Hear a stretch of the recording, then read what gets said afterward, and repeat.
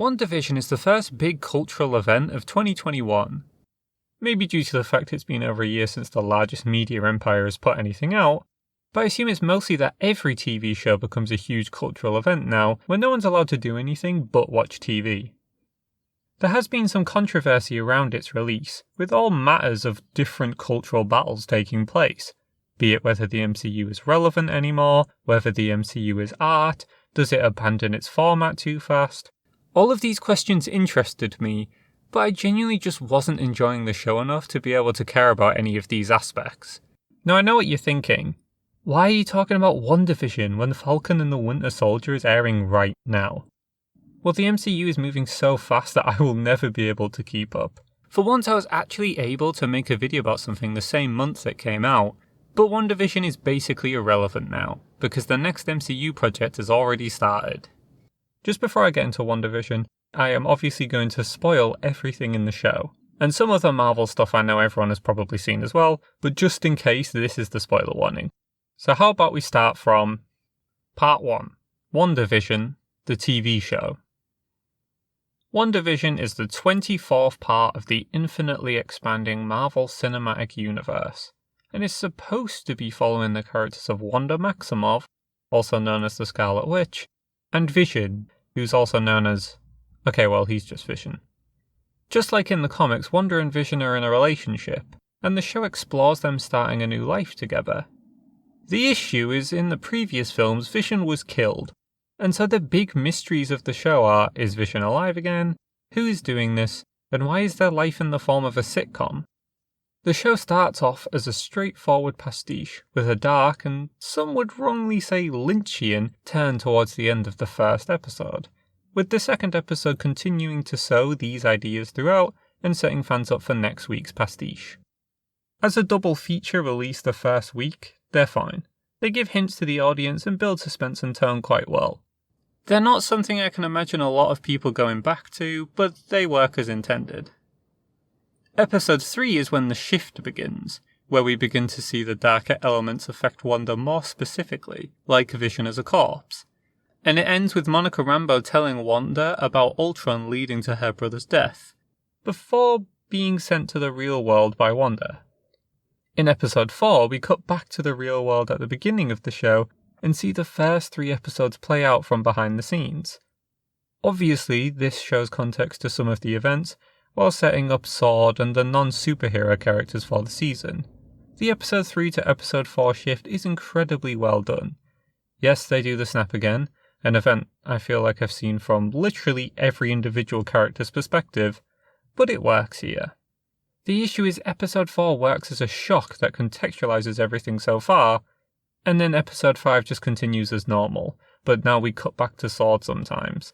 And it does all this without really commenting too much on the obvious themes of trauma, or really adding too much to the actual story, until the final moments where Evan Peters shows up at the door as Wanda's brother Pietro, which if you need context is shocking because A, Pietro died in Age of Ultron, as I mentioned, and B, he has been swapped for the X-Men universe's version of the same character. From there, the show feels more and more like setup for other parts of the MCU, with the introduction of real magic for Wanda so they can tie that into Doctor Strange, Vision getting his body back so he can return at some point, Sword and their plans for the future, and Monica Rambeau getting her powers. It all feels like so much extra that weighs down the pretty decent core of the story, being Wanda's trauma and her progression as a character. This problem is exacerbated by the elements of the show that aren't even to do with the wider MCU, but still weigh the show down. That being the need for a villain to be involved, which works as part of the mystery payoff but feels mishandled, and the show would have done much better by just not having a villain at all. It also barely utilises the idea of the sitcom past the first 3 episodes. In the same way that Ant-Man is a heist movie or Winter Soldier is a political thriller, WandaVision is a sitcom, which means almost literally not at all. Instead of using the idea of the perfect version of a nuclear family shown in sitcoms as something Wanda wants to achieve, it's revealed she was just really into sitcoms as a kid, and this was her way of dealing with trauma as an adult. Disney, you don't have to make a literal connection to sitcoms in her life. We all get the very simple shorthand, and I think your audience is smart enough to not need to be spoon-fed everything. Before the ending, I was getting a little annoyed with the show's direction, but I stuck with it. And sadly, the show just got worse the longer it went on. I think the Wanda and Vision elements of the episode, and honestly the whole season, are the best part. The writers understand their connection and the scenes between them are always great, but any emotional payoff in the episode is undercut by almost every other element. The fact the series ends in a big CGI fight, the one series I really hoped wouldn't, is disappointing. There is also the fact that the ending brings Vision back to life and implies her children are in another universe, basically saying the grief she overcame in the series, the whole point of the series, actually doesn't matter because she's just going to get them back later, nebulously at some point. Actually, the series also glosses over the fact that Wanda explicitly traumatizes a whole town of people, but because they're not superheroes, we don't care about their trauma, I guess? God, they really didn't think about this ending at all. Anyway, the show could have been good if there wasn't so much sword set up that never gets paid off, or so many side characters who do nothing and don't even get endings so maybe they can appear in the future, or 3 unnecessary villains, or a show format the filmmakers obviously don't care about as they abandon it pretty easily. So those are my thoughts on the show, but that doesn't matter, because the only opinion that matters is the internet hive mind. While I was watching a show that felt interesting, but ultimately kind of boring and pointless, I never could have imagined the shitstorm that was playing out online. Well, actually I could, because it's the internet, but still. This moves us on to the next section, Part 2, Wandavision, the next piece of content. Just like with most commercial art in the internet age, there was a heavy discussion on every aspect of Wandavision. And just like a lot of media based in an established universe with established lore, a lot of theorizing on what could happen and how it will affect the wider universe. I'm not really a fan of this, as though it can be fun at the time, it sets people up for disappointment, and a subsect of the people who do it only do it so they can feel smart about their knowledge of the universe.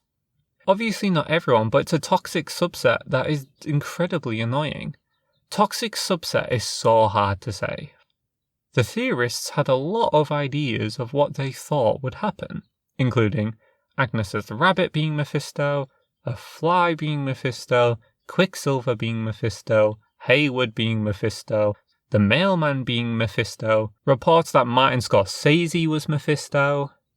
This wasn't the only overly theorized aspect. There was so much discussion of the Evan Peters cameo as Quicksilver, and whether that will tie into the larger universe. With the casting of Evan Peters, it felt as though it was done only so people would get into debates online, rather than to have it as a functioning part of the story, especially as it ends with a boner joke. But the series ends saying that everything was due to Wanda, and that Agatha made some minor changes to mess with her, which left a lot of fans feeling upset, as they were expecting so much more. Now, there are 2 sides to the internet storm about this show, and you have to either be on the side of universal praise or abject hate, and there is 0 room in between. I empathise more for the people who hate the show, even though I enjoyed it in part, because the MCU as a singular entity is kind of annoying. It's the largest grossing franchise ever, with the largest grossing film ever, that more recently cares about announcements and hype rather than the quality of each individual product. Not to say every older MCU film is quality and all the new ones are bad. Most of the MCU is middling at best. But at least the older films do have singular stories that don't just exist to set up other projects. Looking squarely at you, Ant-Man and the Wasp, you shitlord. The constant need for the MCU to be in the forefront of culture with think pieces, videos about what is happening and what this could set up adds to this inescapable feeling that the whole universe exudes. I have no problem with the universe or people who enjoy it, and I actually watch quite a few good channels that discuss these ideas in a fun way, but it's when these franchises are treated as incredibly serious, it just feels overbearing. I do think that Vision's dialogue was incredibly well done throughout, including that bit, and he's maybe the most well-rounded and developed character in the MCU. But the dialogue on the show isn't the issue, and neither are the people who enjoy it. It's the culture around it that is really upsetting. And who perpetrates the pushing of that culture? It's Disney, obviously. The fans' high expectations and the weird culture around the MCU as a whole is developed and cultivated by Disney. The company only hired Evan Peters to get people talking. And that's not the only element that has Disney's fingerprints all over it. The show has to comment on things people don't like about the previous films or elements of the universe, so they can get ahead of the most minor criticism. Like with Wanda's accent, which is known to fluctuate between films, and they decide to mention it twice in 2 different episodes.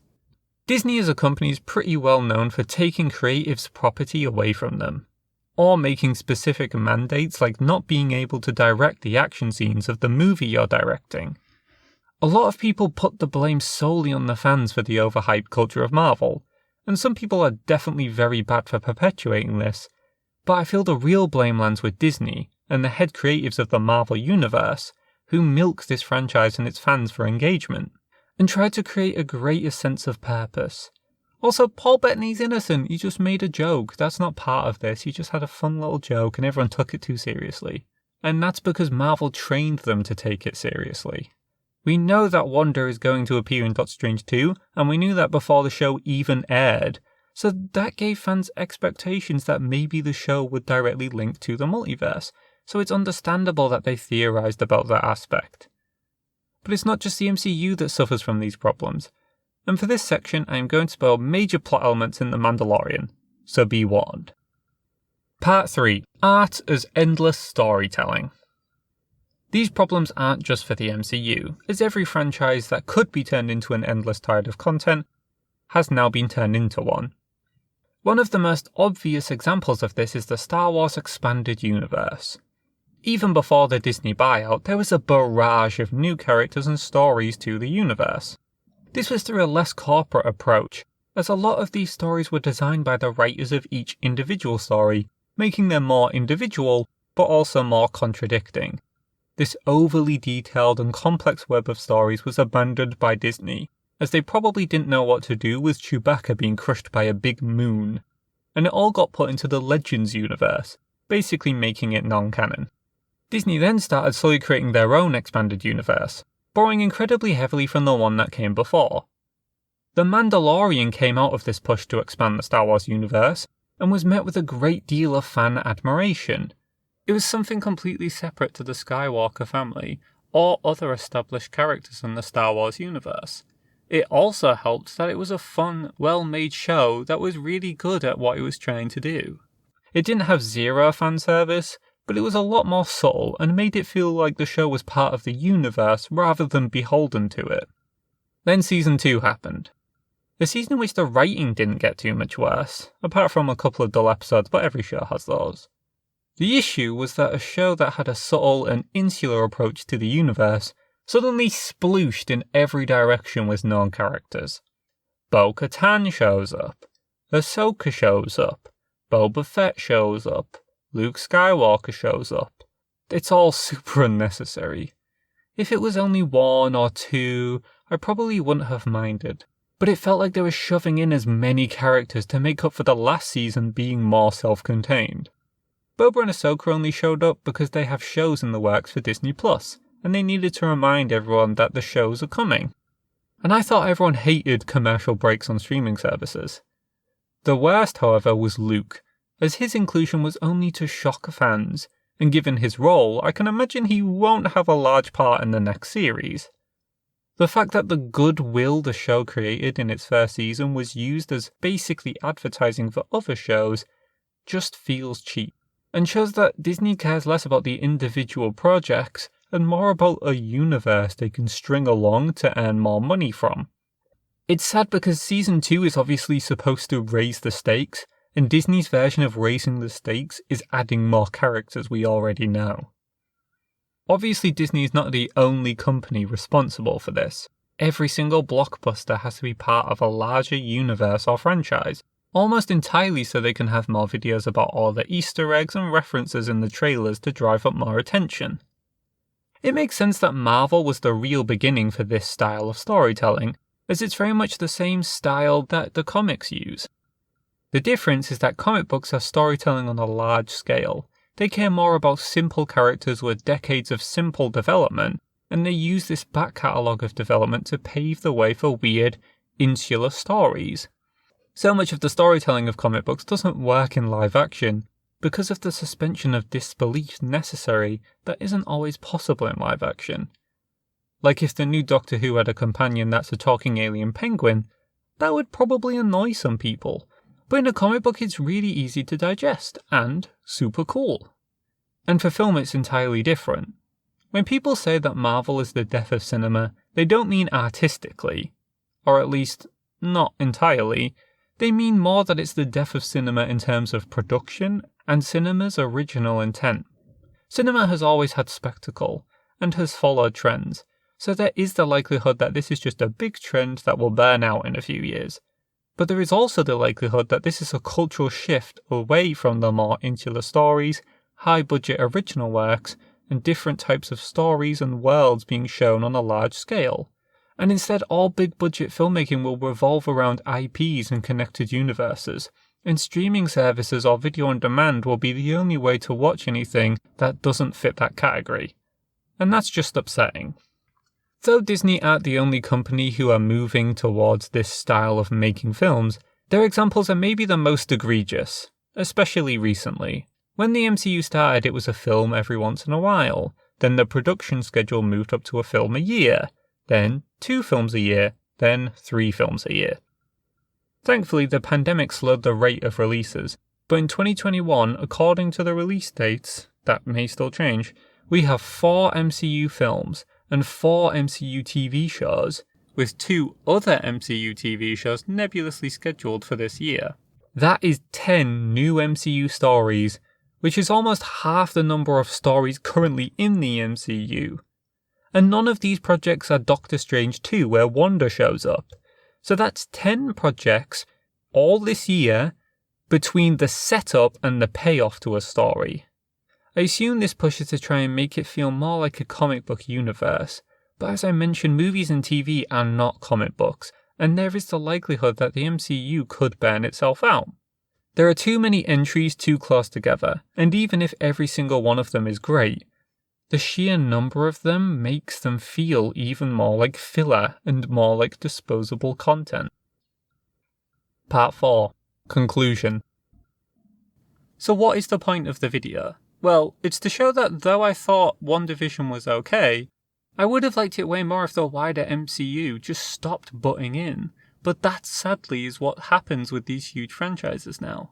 These huge billion-dollar corporations have lost their ability to create well-told stories, and instead invest huge amounts of money in franchises with a lot of backstory, so they can just try and get people invested in who is going to show up, rather than the actual characters. Not to say that there isn't still well-written media in this format, but it's disappointing that interesting projects are ultimately damaged by their need to waste time setting up superfluous side content to be paid off 10 projects later. The projects feel pointless when it feels like there will never be an end. For every payoff, there is a new setup. And I'm getting tired of this perpetual media trend, and the way it's devaluing stories that could have worked, but are far too bogged down in unnecessary details to ever truly get their points across. This new style of storytelling that companies are striving for is damaging the way cinema is produced, and continuing it is only going to make these issues worse. As a connected universe, the MCU was cute and harmless at first, but the huge amount of new projects and the weird culture that is being developed around the MCU is incredibly lucrative, and now everyone wants the same thing. There isn't really a way to stop it, apart from not supporting these companies, but that's not going to happen. Everything is owned by Disney, so it is almost impossible to enjoy media and not support Disney in some way. I'm not saying you should stop watching the MCU or any of these giant franchises, but maybe think about the ways you're being manipulated by these companies and try to experience different films and TV shows that aren't part of giant interconnected universes. You might find something you enjoy. So that's the end of the video. Thank you for watching, and I hope you leave a like if you liked, or comment if you have any thoughts or a topic for me to talk about. Follow me on Twitter, because I need a reason to post things on there, and subscribe because that means a lot. Have a great day and stay safe.